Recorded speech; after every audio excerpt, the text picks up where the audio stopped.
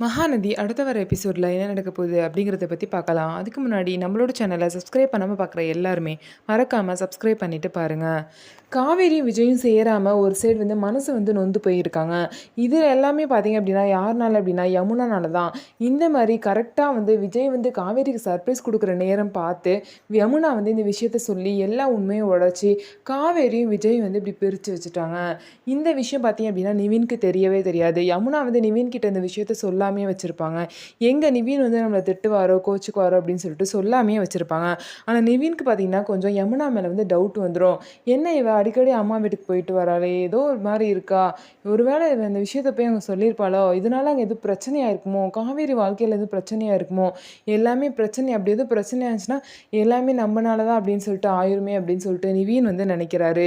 இது எப்படி தெரிஞ்சுக்கிறது அப்படின்னு சொல்லிட்டு யதார்த்தமாக குமரனுக்கு கால் பண்ணுற மாதிரி பண்ணி, ஹலோ குமரன், என்ன எப்படி இருக்கீங்க அப்படின்னு சொல்லிட்டு நார்மலாக பேசிட்டாரு. உடனே குமரன் பார்த்தீங்க அப்படின்னா நிவின் கிட்ட, என்ன நிவின் இப்படி ஒரு காரியத்தை பண்ணிட்டியே, நீ கூட வா, நீ உன்னை எவ்வளோ நம்பணும், நீ கூட எங்கள்கிட்ட இந்த விஷயத்தெல்லாம் மறைச்சிருக்கியே அப்படின்னு சொல்லிட்டு நிவின் கிட்ட குமரன் கேட்பாரு. உடனே நிவின்க்கு பார்த்தீங்கன்னா ரொம்பவே ஷாக் ஆயிரும்.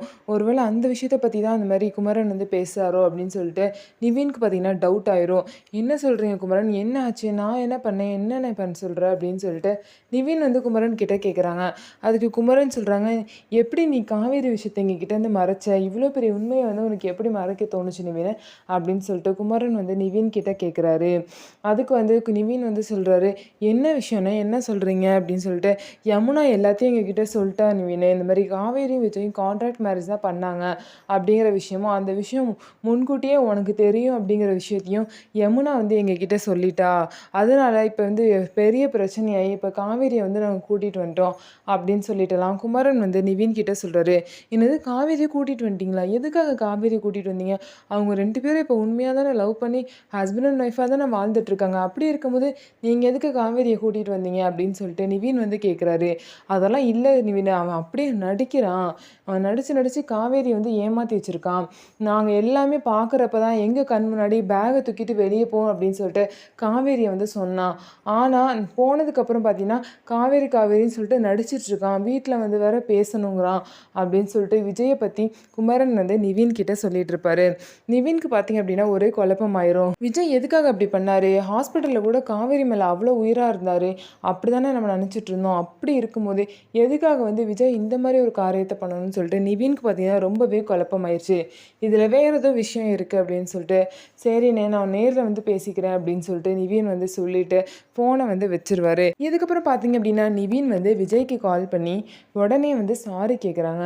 இந்த மாதிரி அங்கே ஏதோ பிரச்சனை ஆயிடுச்சுன்னு மட்டும் தெரியுது, அது என்னால் தான் அப்படின்னு சொல்லிட்டு என்னால் உணர முடியுது.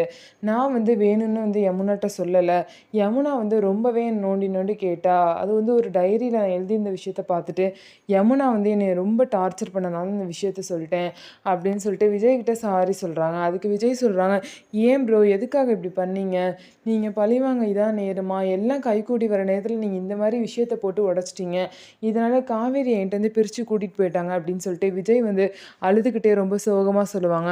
இதை இப்படியெல்லாம் நடக்கும்னு சொல்லிட்டு நான் கொஞ்சம் கூட எதிர்பார்க்கல, நான் யமுனா அப்பயே யார்ட்டையும் இந்த விஷயத்த சொல்லாதுன்னு சொல்லி தான் அனுப்பிச்சேன், அவன் இந்த விஷயத்த சொல்லியிருக்கா அப்படிங்கிறது எனக்கு இன்றைக்கி தான் தெரியும் அப்படின்னு சொல்லிட்டு நிவினும் சொல்லுவார். அதுக்கப்புறம் நீங்கள் கவலைப்படாதீங்க, காவேரி அவங்க கூட சேர்க்கறது என்னோட பொறுப்பு அப்படின்னு சொல்லிட்டு நிவினும் பார்த்தீங்கன்னா விஜய்க்கு நம்பிக்கை கொடுப்பாரு. அதுக்கப்புறம் பார்த்தீங்க அப்படின்னா நம்ம நேரில் மீட் பண்ணணும், உங்கள்கிட்ட பேசணும் அப்படின்னு சொல்லிட்டு நிவின் விஜய் கிட்ட சொல்லுவார். விஜய் நிவினை வீட்டுக்கு வாங்க பேசலாம் அப்படின்னு சொல்லிட்டு கூப்பிடுவார். இல்லை வீட்டுக்கு வந்தால் சரியாக இருக்காது, அங்கே காவேரியோட ஃபேமிலியும் இருப்பாங்க, வெளியே எங்கேயாவது மீட் பண்ணலாம்னு சொல்லிட்டு வெளியே ஒரு இடத்துல பார்த்தீங்கன்னா விஜயும் நிவினும் மீட் பண்ணுவாங்க. நிவின் விஜய் கிட்ட என்ன சொல்லுவாங்கன்னா, திரும்ப நேரில் பார்த்தோன்னே சாரி கேட்டுட்டு, இந்த மாதிரி நான் ஒரு பிளான் சொல்கிறேன், அந்த பிளான் படி நீங்கள் பண்ணீங்க அப்படின்னா காவேரி கண்டிப்பாக அவங்க கூட சேர்ந்துருவா, யார் வீட்டில் இருந்தாலுமே கான்ட்ராக்ட் பண்ணியிருக்காங்க, நம்ம பொண்ணை கான்ட்ராக்ட் மேரேஜ் ஒருத்தவங்க பண்ணியிருக்காங்க அப்படிங்கிறப்போ எல்லார் வீட்லேயும் இல்லை கோபம் தான், இப்போ காவேரி வீட்லேயும் இருக்குது, அது சரி பண்ணுறது அவ்வளோ ஈஸி கிடையாது, அதனால நான் சொல்கிற மாதிரி பண்ணுங்க அப்படின்னு சொல்லிட்டு நிவின் விஜய்க்கு ஒரு ஐடியா கொடுப்பாரு.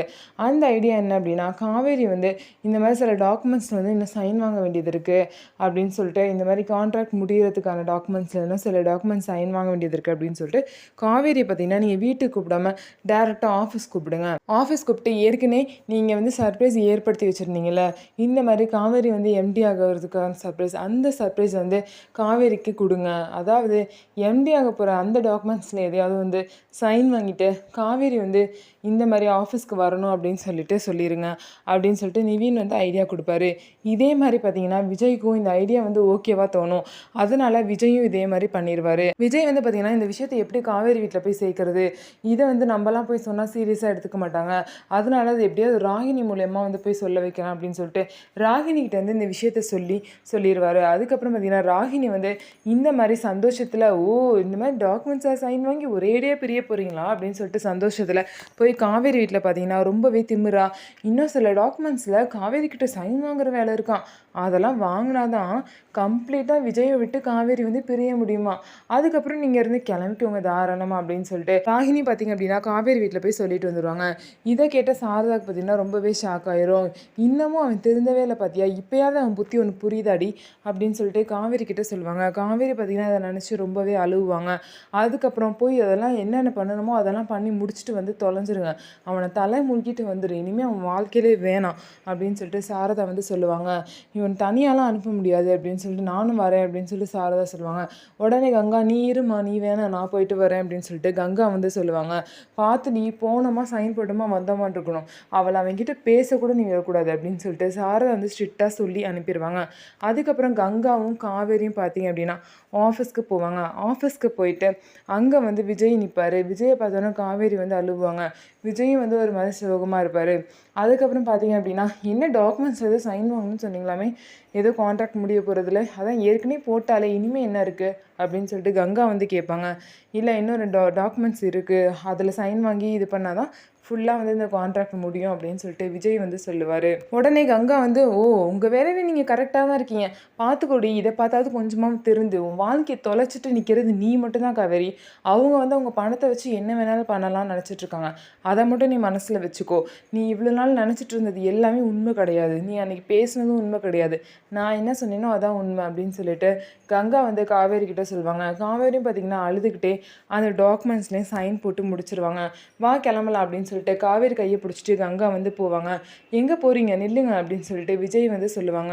அதான் உங்கள் டாக்குமெண்ட்ஸ்லாம் சைன் போட்டாச்சு, இனிமேல் எதுக்கு எங்களை நிற்க சொல்கிறீங்க, நாங்கள் கிளம்புறோம் அப்படின்னு சொல்லிட்டு கங்கா வந்து காவேரி கூட்டிகிட்டு கிளம்புறதுக்காக பார்ப்பாங்க. நீங்கள் கிளம்பிக்கோங்க, ஆனால் எங்கள் எம்டி மேடத்தை எதுக்கு நீங்கள் கூட்டிகிட்டு போகிறீங்க அப்படின்னு சொல்லிட்டு விஜய் சொல்லுவார். இதை கேட்ட காவேரிக்கும் கங்காவுக்கு பார்த்தீங்கன்னா ஒரே கன்ஃபியூஷன் ஆயிரும். என்ன எம்டி மேடமா, என்ன எம்டின்னு சொல்கிறீங்க அப்படின்னு சொல்லிட்டு கங்கா வந்து கேட்பாங்க.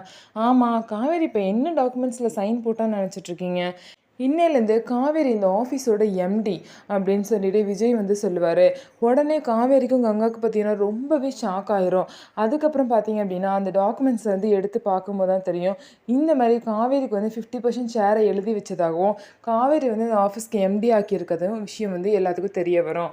அதுக்கப்புறம் பார்த்தீங்க அப்படின்னா விஜய் வந்து காவேரி கிட்ட சொல்வார், காவேரி நான் உனக்கு இந்த விஷயத்த வந்து சர்ப்ரைஸாக பண்ணணும் அப்படின்னு சொல்லிட்டு தான் நான் இவ்வளோ நல்லா ட்ரை பண்ணிட்டு இருந்தேன், அதனால தான் உன்னை வந்து நான் வீட்டை விட்டு அனுப்புகிற மாதிரியும் உன வந்து கான்ட்ராக்ட் முடிஞ்சிருச்சுன்னு சொல்லி விளையாண்டுட்டு இருந்தேன், ஆனால் அந்த விஷயம் வந்து இப்படி சீரியஸாக போய் இந்த மாதிரி நீ என்கிட்ட வந்து பிரிஞ்சிருவேன்னு சொல்லிட்டு நான் கொஞ்சம் கூட நினைக்கவே இல்லை காவேரி, நான் முழுக்க முழுக்க உனக்கு சர்ப்ரைஸ் பண்ணணும் அப்படிங்கிற விஷயத்த மட்டும்தான் யோசிச்சேனே தவிர உன் சைட்லேருந்து நான் கொஞ்சம் யோசிக்காமல் போயிட்டேன் அப்படின்னு சொல்லிட்டு விஜய் வந்து காவேரி கிட்ட சொல்லுவாங்க. மற்றபடி நான் முழுசாக வந்து உன்னை பொண்டாட்டியாக ஏற்றுக்கிட்டேன், அது மட்டும் இல்லாமல் ஆஃபீஸில் வந்து 50% ஷேரையும் உன் பேரில் எழுதி வச்சுருக்கேன், இவ்வளோ தூரம் நான் பண்ணுறேன்னா உன்னை விட்டுட்டு நான் எப்படி இருக்கணும்னு நினச்சிருப்பேன் அப்படின்னு சொல்லிட்டு விஜய் வந்து காவேரி கிட்டேயும் கங்கா கிட்டேயும் பேசிட்டு இருப்பாரு. இதை கேட்ட காவேரிக்கு பார்த்தீங்கன்னா ரொம்பவே சந்தோஷமாயிரும். ஓ இதுக்காக தான் நம்மள்ட்ட நிறைய டாக்குமெண்ட்ஸில் வந்து அடிக்கடி சைன் வாங்கிட்டு இருந்தாங்களோ, நம்ம தான் டிவோர்ஸ் அப்படின்னு சொல்லிட்டு தப்பாக புரிஞ்சுட்டு இருந்திருக்கோம், விஜயை வந்து ரொம்பவே தப்பாக புரிஞ்சுட்டு இருந்திருக்கோம், அவர் வந்து இன்னமும் என் மேலே லவ்வாக தான் இருக்கார், கொஞ்சம் கூட என் மேலே உள்ள லவ் குறையவே இல்லை, இவ்வளோ விஷயம் எனக்காக பண்ணியிருக்காரு, நான் தான் அவர் கொஞ்சம் கூட புரிஞ்சுக்காம தப்பாக நினச்சிட்டு இருந்திருக்கேன் அப்படின்னு சொல்லிட்டு காவேரிக்கு வந்து புரிய வரும். கங்காவுக்கு பார்த்தீங்கன்னா கங்காவுக்கு இந்த விஷயம் புரிய வந்தாலுமே இன்னொரு சைடு வந்து கான்ட்ராக்ட் நினச்சும் சாரதா நினச்சும் பயப்படுறாங்க. என்னதான் வந்து கங்காவுக்கு வந்து காவேரியும் விஜயும் சேரணும் அப்படிங்கிற எண்ணம் இருந்தாலும் கூட சாரதா நினச்சி பயப்படுறதுனால காவேரி வந்து வா காவேரி கிளம்பலாம் அப்படின்னு சொல்லிட்டு கூப்பிட்றாங்க. உடனே விஜய் வந்து என்னங்க நான் இவ்வளோ தூரம் பேசிட்டு இருக்கேன், நீங்கள் எதுவுமே புரியாமல் கிளம்பலான்னு சொல்கிறீங்க அப்படின்னு சொல்லிட்டு விஜய் கேட்குறாரு. நான் எப்படி உங்களை நம்புறது, நீங்கள் அப்போ ஒரு விஷயம் பேசுகிறீங்க, இப்போ ஒரு மாதிரி பேசுகிறீங்க, எதை நம்ப சொல்கிறீங்க, எதுவாக இருந்தாலும் நீங்கள் வீட்டில் எங்கள் அம்மா கிட்ட வந்து பேசிக்கோங்க, அவங்க சைன் போட்டுட்டு வீட்டுக்கு கூட்டிகிட்டு வர சொன்னாங்க, அது மட்டும்தான் என் வேலை, இதுக்கு மேலே காவேரி இங்கே இருக்க மாட்டான்னு சொல்லிட்டு காவேரி வந்து கூட்டிகிட்டு போகிறாங்க. இதுக்கப்புறம் விஜய் வந்து சாரதாக்கு பேசி புரிய வைப்பாங்களா மாட்டாங்களா, சாரதா வந்து விஜயும் காவேரியும் சேர்த்து வைப்பாங்களா அப்படிங்கிறத இனி வரப்போகிற எபிசோடில் பார்க்கலாம். இவ்வளோ தூரம் வந்து காவேரி வந்து விஜய் புரிய வைக்கிறதுக்கான பிளானு, அதுக்கப்புறம் இவ்வளோ தூரம் விஷயத்தெல்லாம் செஞ்சது எல்லாமே பார்த்தீங்கன்னா நிவின் தான் விஜய்க்கு வந்து இவ்வளோ தூரம் ஹெல்ப் பண்ணி காவேரிக்கும் புரிய வச்சிருக்காரு. ஸோ விஜயும் காவேரியும் சேரதுல நிவின் ஒரு பாட்டாக இருக்காரு அப்படின்னு நல்லாவே சொல்லலாம். ஸோ இந்த வீடியோ உங்களுக்கு பிடிச்சிருந்தா நம்ம வீடியோவை லைக் பண்ணிக்கோங்க. அதுக்கப்புறம் நம்மளோட சேனலை சப்ஸ்கிரைப் பண்ணிக்கோங்க.